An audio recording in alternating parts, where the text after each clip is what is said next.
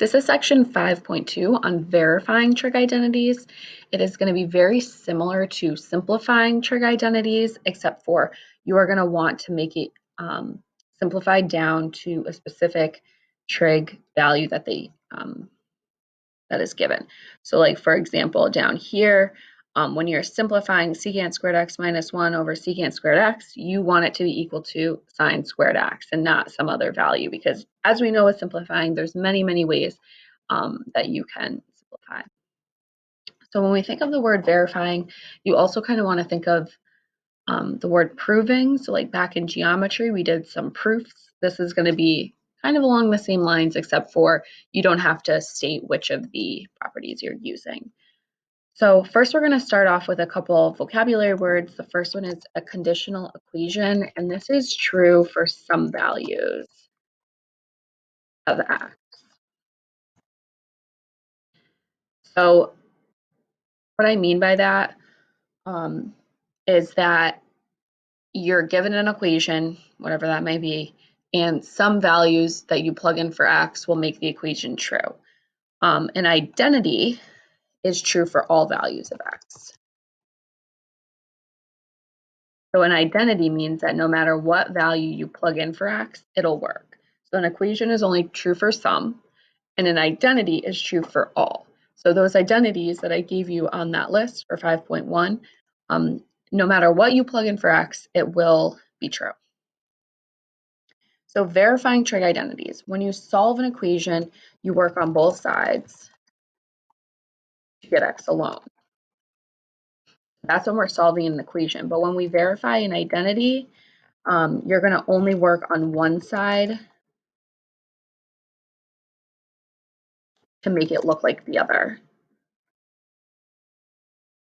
So this is what we want to do in this section. We don't want to solve the equation. We want to verify the identity. So we want to work on one side and make it look like the other. And so some strategies to do that. The first strategy would be work with the complicated side first. So work on whatever side looks more complex and get it to look like the simpler side. The second one would be look for opportunities to factor.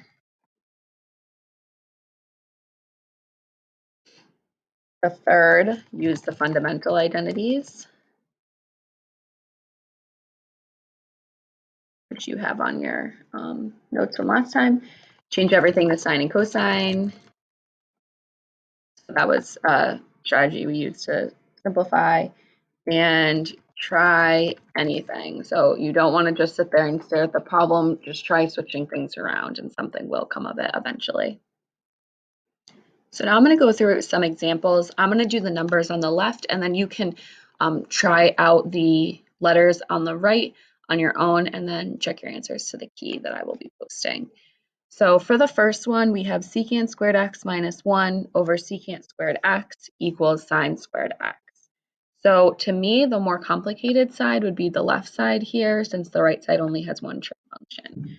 So we are only going to work on the left side, and we want to make this, the left side, look like the right side. So sometimes I like to draw a little squiggly to show myself that I'm just working on this side and I'm not going to worry about the right side.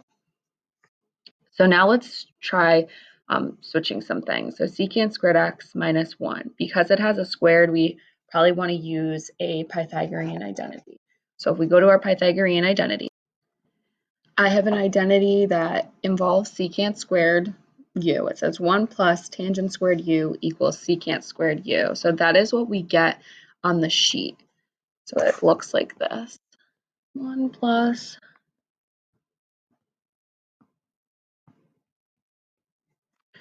now our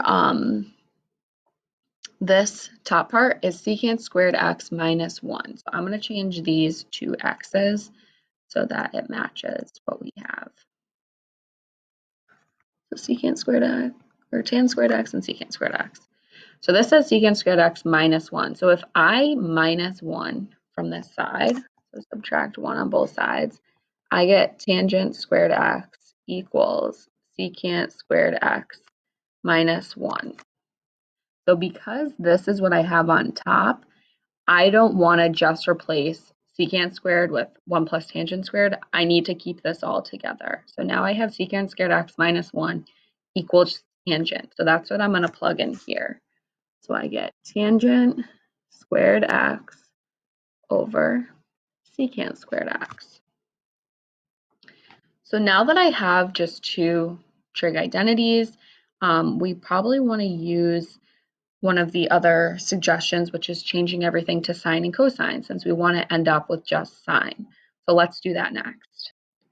So tangent squared x can be written as sine squared x over cosine squared x due to the quotient identity, and secant squared x is the same thing as 1 over cosine squared x.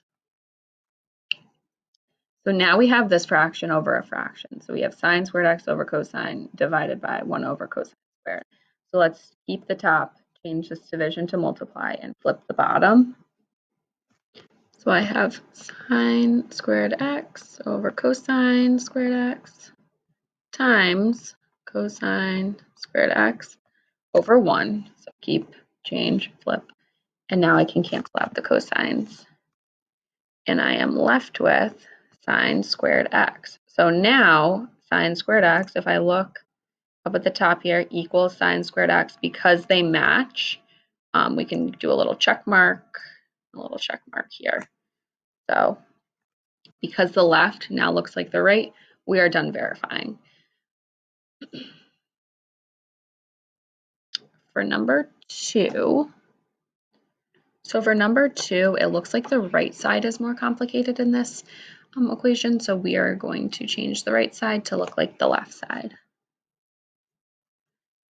So we want this to equal tan x plus cotan x. So sine x over cosine x. If we go to our trig identities, under the quotient identity, that would be equal to tan x. So we can rewrite this one as tan x. Cosine x over sine x is equal to cotangent x. And we did it in one step. The right side looks like the left side, so you're done. So sometimes it's as easy as that, as just switching it using the identities. Number 3.